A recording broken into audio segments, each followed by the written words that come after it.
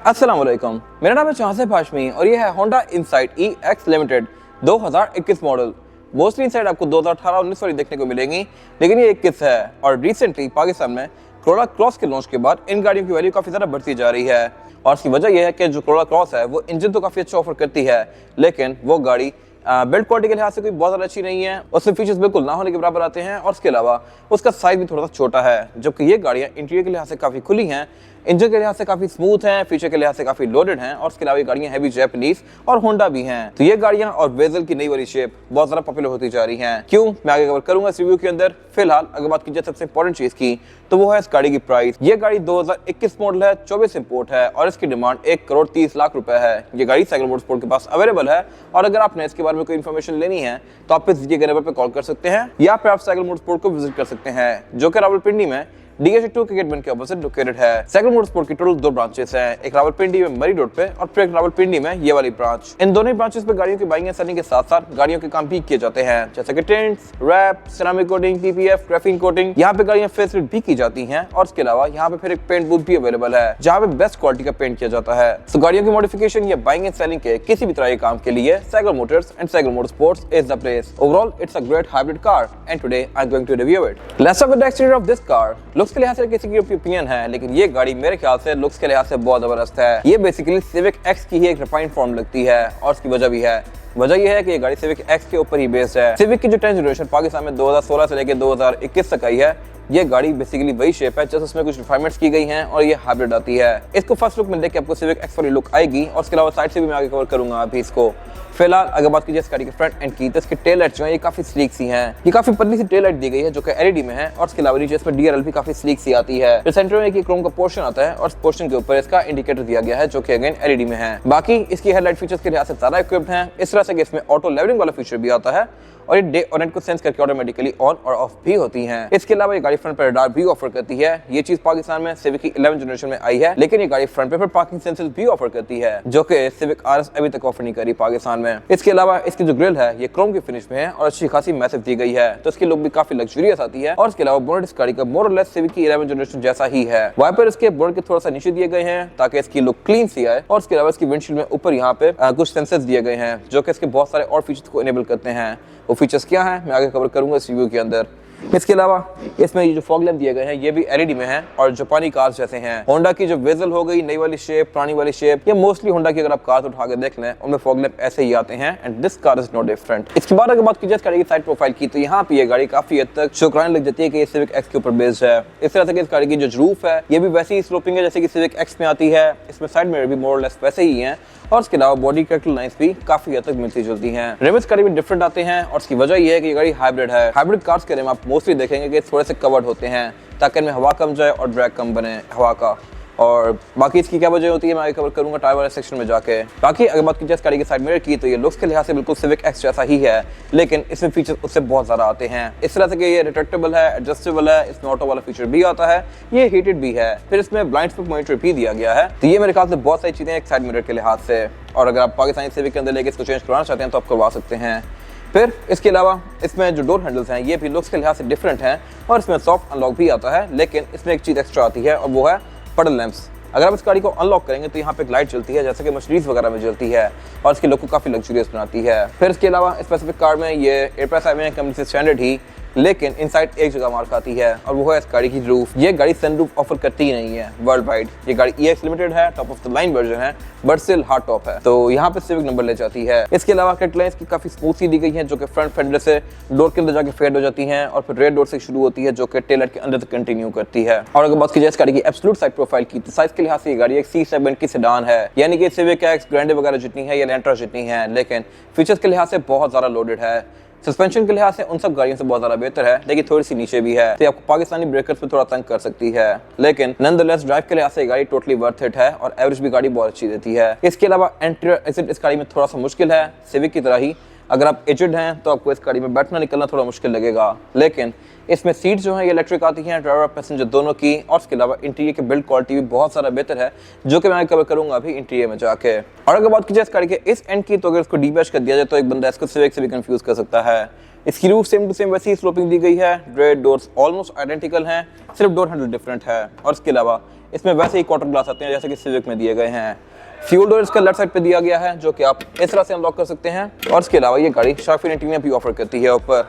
इसके अलावा इसमें पार्किंग सेंसर्स बैक पे भी दिए गए हैं यहाँ तक, जो कि यहाँ तक के ऑब्स्टिकल्स को इंडिकेट करेंगे। और अगर बात की जाए इस गाड़ी के रेयर लुक की, तो ये भी लुक्स के लिहाज से सिविक से बहुत ज़्यादा इंप्रूव्ड है।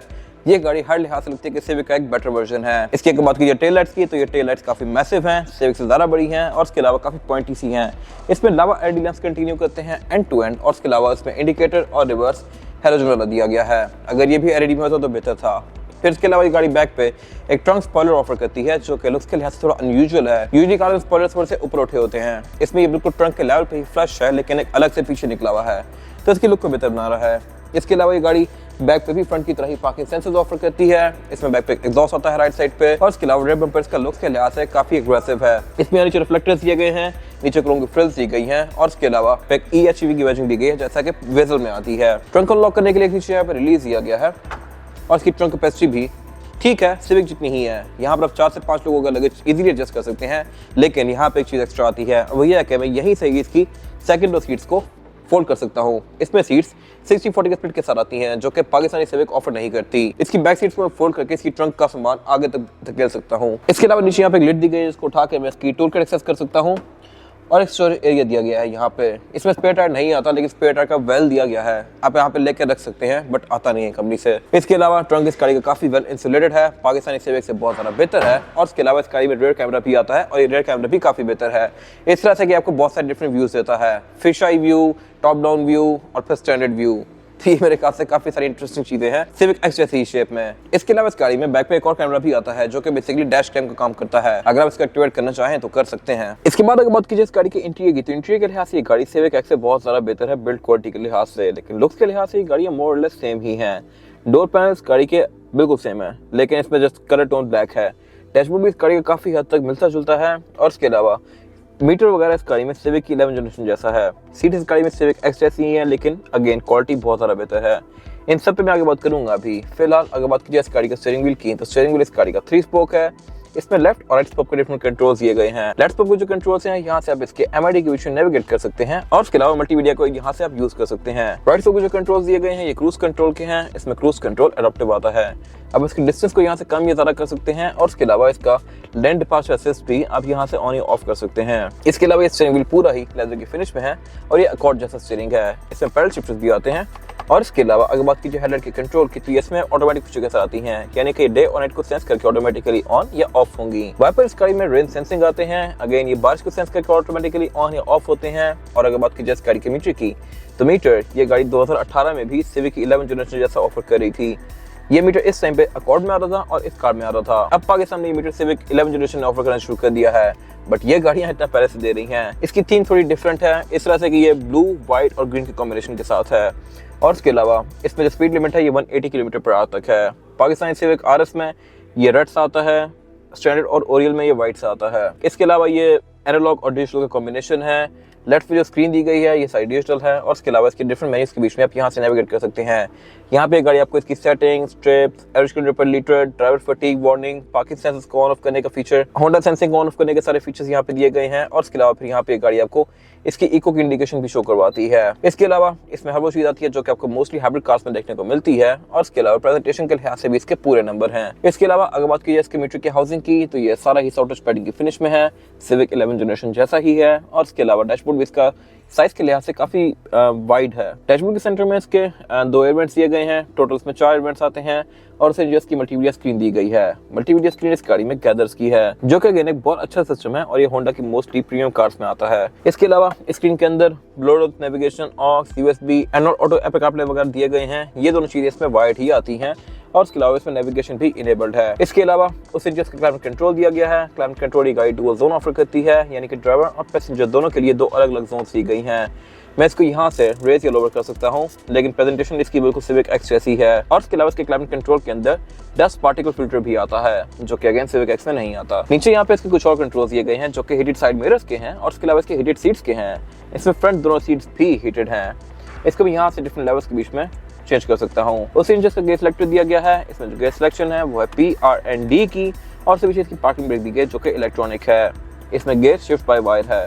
और इसके बाद डिफरेंट बटन्स को प्रेस करके डिफरेंट गेयर्स के बीच में स्विच कर सकता हूँ इस तरह से। इसके अलावा साथ यहाँ पे एक मोबाइल रखने के लिए एरिया दिया गया है, यूएसबी इनपुट दिया गया है, पावर आउटलेट दिया गया है और इसके पीछे इसके ड्राइव मोड्स दिए गए हैं। ड्राइव मोड्स का टोटल 3 आते हैं, इकॉन, स्पोर्ट और ईवी। उससे पीछे इसका कप होल्डर दिया गया है, सेंटर कंसोल दिया गया है। सेंटर कंसोल का जो हुड है ये स्लाइडेबल है, इसको मैं आगे करके आर्मरेस्ट यूज कर सकता हूँ, पीछे करके मैं इसके कंसोल को ओपन कर सकता हूँ। तो कैपेसिटी के लिहाज से ये कंसोल अच्छा खासा स्पेशियस है। इसके अलावा ये सारा ही लेदर की फिनिश में है और अगर बात की जाए इसकी सीट्स की तो इनमें भी सेम लेदर कंटिन्यू किया गया है। इसकी पैडिंग काफी सॉफ्ट है और इसके अलावा इसकी ड्राइवर और पैसेंजर दोनों की सीट्स इलेक्ट्रॉनिकली एडजस्टेबल है। इनको मैं इलेक्ट्रॉनिकली आगे या पीछे कर सकता हूँ और ऊपर नीचे भी कर सकता हूँ डेफिनेटली। तो ये मेरे ख्याल से एक बहुत अच्छी चीज़ है। और उसके अलावा इसका सेम यही लेदर सीट्स वाला डोर्स के अंदर भी कंटिन्यू किया गया है। डोर्स इस गाड़ी के काफी प्रीमियम है लेदर के लिहाज से और उसके अलावा ये सारी ही ऑल ब्लैक हैं। इसकी सारी विंडोज को सिंगल टाइप से फ्लूइड रोल डाउन या रोल अप कर सकता हूँ। इसके अलावा साइड मिरर इस गाड़ी में रिट्रैक्टेबल है डेफिनेटली और उसके अलावा यहाँ पे कुछ और डिसेंट फीचर्स दिए गए हैं जैसे कि इसका पुश स्टार्ट और इसके पार्किंग सेंसर्स के कंट्रोल। होंडा इनसाइट में एक चीज काफी मजेदार है और वो ये है कि इसके आप पार्किंग सेंसर को इंडिविजुअली ऑन ऑफ कर सकते हैं, आगे के अलग से ऑफ, पीछे के अलग से ऑफ। मोस्टली काज नहीं होता कि अगर आप पार्किंग सेंसर को ऑफ कर दें तो वो सारे ऑफ हो जाते हैं, बट इसमें आपकी मर्जी है। अगर आपको आगे का आइडिया है तो आप आगे सिर्फ ऑफ कर सकते हैं, पीछे के ऑन रख सकते हैं और यही आप उल्टा भी कर सकते हैं। अगर आपको पीछे का आइडिया है तो आप सिर्फ पीछे के ऑफ कर सकते हैं, आगे के ऑन रहेंगे। गाड़ी आपको रिवर्स करते हुए तंग नहीं करेगी, बीप नहीं करेगी। इसके अलावा साथ यहाँ पे इसका होंडा सेंसिंग दिया गया है जो कि एक सेफ्टी फीचर है। ये सिविक आरएस में भी आ गया है। ये बेसिकली इसके lane departure assist, radar, parking sensors, इस तरह के बहुत सारे फीचर्स को कंट्रोल करता है। फिर साथ यहाँ पे इसका ट्रैक्शन कंट्रोल दिया गया है। वैनिटी मिरर गाड़ी ड्राइवर और पैसेंजर दोनों के लिए ऑफर करती है विद अ लाइट जो कि ऑटोमेटिकली ऑन होती है। इसके अलावा कैबिन के सेंटर में इसकी केबिन लाइट्स दी गई हैं जो कि एलईडी में है। रेयर मिरर इसका ऑटो डिमिंग वाला आता है और एक गाड़ी पे सनग्लास होल्डर भी ऑफर करती है। लेकिन एक बहुत मेन चीज ये गाड़ी ऑफर नहीं करती और वो है सनरूफ। इसके किसी वर्जन में सनरूफ नहीं आती, सिर्फ ये एक जगह है जहाँ पे ये गाड़ी मार खाती है और इसके अलावा यहाँ पे कुछ खास है नहीं। इसके बाद अगर बात की जाए इस गाड़ी में रेयर पैसेंजर्स के लिए सीटिंग कैपेसिटी की तो ये भी अगेन बिल्कुल सिविक एक्स जैसी है, लेकिन अगेन यहाँ पे हर चीज बहुत ज्यादा इंप्रूव्ड है। इस तरह से कि इसकी जो फ्रंट सीट्स हैं इनके पीछे स्टोरेज पॉकेट्स दी गई हैं और स्टोरेज पॉकेट्स में एक अलग से कंपार्टमेंट दिया हुआ है जो कि फोन का है। ये बहुत यूजफुल चीज है इस तरह से कि अगर लेट्स सपोज मैं इसके अंदर फोन डालता हूँ तो ये थोड़ा सा ऊपर ही रहता है। ये ऐसा नहीं है कि अगर मैं डालूंगा तो बिल्कुल नीचे चला जाए और गुम हो जाए, फिर मैं इसको ढूंढता रहूंगा हाथ डाल के। ये थोड़ा सा नीचे जाता है और फिर ऊपर ही रहता है। और इसका फायदा ये भी है कि अगर लेट्स सपोज आपने पेन, फाइल्स, गंदा कपड़ा कुछ भी इस तरह का यहाँ पे डाला हुआ है तो आपका फोन उसके साथ जाके नहीं पड़ा होगा, ये अलग से कंपार्टमेंट में होगा। फिर इसके अलावा इसमें बैक रेयर पैसेंजर्स के लिए एयर वेंट्स भी दिए गए हैं और इसमें रेयर सीट्स भी 60-40 स्प्लिट पे आती हैं। इनको आप फोल्ड कर सकते हैं। ये चीज पाकिस्तानी सिविक नहीं ऑफर करती। एक और चीज पाकिस्तानी सिविक ऑफर नहीं करती और वो है एयर बैग। इस गाड़ी में टोटल 8 एयर बैग्स आते हैं। एक स्टीयरिंग व्हील माउंटेड है, एक डैशबोर्ड में माउंटेड है, 4 पिलर्स में है और 2 सीट्स के साइड पर है फ्रंट वाली। तो ये भी मेरे ख्याल से काफी अच्छा सेफ्टी फीचर है। फिर ये गाड़ी बैक पे क्वार्टर ग्लास ऑफर करती है। सेंटर में सेंटर कंसोल ऑफर करती है जिसको निकाल के मैं एज एन आर्मरेस्ट यूज कर सकता हूँ और इसमें 2 कप होल्डर्स भी आते हैं। इसके अलावा डोर्स भी इसके प्रॉपर लेदर की फिनिश में है और इसकी बैक विंडोज भी सिंगल टाइप वाली आती हैं जो कि सिंगल टाइप से फुली रोल डाउन और रोल अप होती हैं। और यहाँ पे एक और चीज भी अनयूजुअल है और वो ये है कि इसकी रेयर विंडोज भी प्राइवेसी वाली हैं, यानी कि ये टिंटेड हैं। इसके अलावा केबिन लाइट्स में एलईडी में आती है और इसके अलावा यहाँ पे कुछ खास है नहीं। इसके बाद अगर बात की जाए इस गाड़ी के इंजन की तो इंजन गाड़ी 1500 सीसी हाइब्रिड ऑफर करती है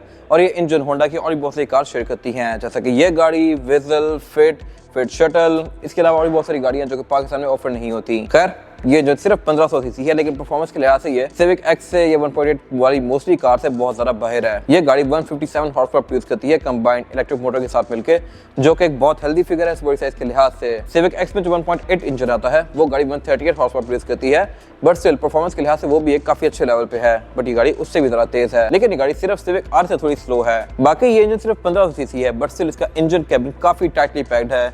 यहाँ बहुत सारे कंपोनेंट्स दिए गए हैं और इसकी वजह यह है कि इसमें इलेक्ट्रिक मोटर आती है, तो इलेक्ट्रिक मोटर ने इसके इंजन में का एक अच्छा खासा एरिया लिया हुआ है। बाकी ट्रांसमिशन इस गाड़ी में ECVT आती है और इसके अलावा ये इंजन इनलाइन 4 सिलेंडर है। ये बेसिकली अर्थ ड्रीम्स टेक्नोलॉजी है और इसके अलावा ये इंजन आपको तकरीबन 20 से 25 तक की एवरेज आराम से दे सकता है, जो कि मेरे ख्याल से बॉडी साइज के लिहाज से बहुत ज़्यादा अच्छी है। अगर आप नॉन हाइब्रिड कार लें तो गाड़ी आपको तकरीबन 10 से 12 तक की एवरेज देगी, जो कि सिविक की होती है, बट ये उससे बहुत ज़्यादा बेहतर है। बाकी इसमें ABS, drive mode, traction control, इस तरह की बहुत सारी चीजें आती हैं जो कि इस गाड़ी को बेहतर बनाती हैं। और इसमें EV मोड भी आता है जिसमें आप इस गाड़ी को करंट पे चला सकते हैं। फिलहाल ये गाड़ी EV मोड में ही है, ये गाड़ी अभी स्टार्ट है बट इंजन की कोई साउंड नहीं आ रही। इसके अलावा इस गाड़ी के इंजन बैग के अंदर ये इंसुलेशन भी दी गई है और उसके अलावा साइड पे ये इसके अगेन कवरिंग्स दी गई हैं। पाकिस्तान में जो सिविक एक्स आती है उसकी ये सारी चीजें बिल्कुल एक्सपोज होती हैं, जबकि इसमें प्रॉपर यहाँ पे इंसुलेशन और कवरिंग्स लगाई गई हैं जो कि इसके लोगों को काफी नीट बना रही हैं। और इसके अलावा यहाँ पे कुछ खास है नहीं। इसके बाद अगर बात की जाए इस गाड़ी के टायर साइज की, टायर साइज जो ऑफर करती है इनसाइट ये है 215, 50 और 17। इसमें 17 इंच का रिम आता है जो कि सिविक से बड़ा है, पाकिस्तानी सिविक से। और उसके अलावा इसकी जो बीच में की स्पोक्स हैं ये बंद हैं। ये गाड़ी क्योंकि हाइब्रिड है तो इन गाड़ियों में एवरेज सब कुछ होती है, और एवरेज को मैक्सिमाइज करने के लिए इसकी स्पोक्स को थोड़ा सा बंद कर दिया गया है ताकि यहाँ पे हवा कम जाए और हवा का ड्रैग कम बने। जितना कम ड्रैग होगा उतनी बेहतर एवरेज आएगी।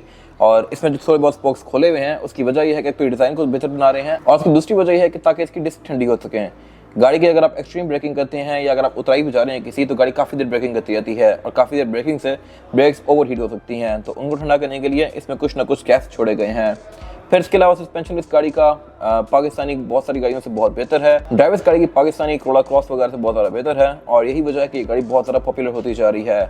इसके अलावा इसके टायर और बॉडी के बीच में गैप भी कोई बहुत ज़्यादा नहीं है जो कि इसके लुक को बेहतर बना रहा है। और इसमें फिर ABS, traction control, driving modes, इस तरह की सारी चीज़ें आती हैं जो कि इस राइड को और भी ज़्यादा बेहतर बनाती हैं। इसमें ऑर्बिट डिस्क ब्रेक दी गई है, और इसके अलावा यहाँ पे कुछ खास है नहीं। ये था आज का रिव्यू। अगर आपको ये रिव्यू पसंद आया है तो इस रिव्यू को लाइक कीजिए, मेरे चैनल को सब्सक्राइब कीजिए, और अगर आपके पास गाड़ी से रिलेटेड कोई भी राय है तो उसको कमेंट सेक्शन में मेंशन जरूर कीजिएगा, ताकि वो लोग जो गाड़ी लेने वाले हैं वो आपकी राय से फ़ायदा उठा सकें।